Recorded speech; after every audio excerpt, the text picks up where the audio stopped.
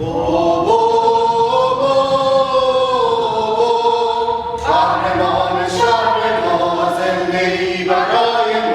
طور کلی در حوزه داستان‌مایی پارودی قصه مکبث شکسپیره و در شکل اجرایی یک فارس گروتسک که توسط ژاری نوشته میشه. کار بچه‌ها واقعا خب که دانشجو بود بسیار سنجیده بود و تحت کنترل بود.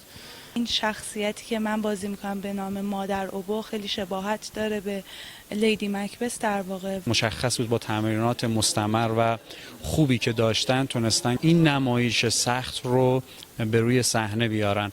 تمام نقدهایی که درباره کار ما رو میخونید یا گفتن واو چقدر خوب چقدر ایده، یا هم گفتن نه اصلا دوست نداشتیم نمیفهمیدیمش. تالار حافظ ساعت 19:30 نمایش اوبو.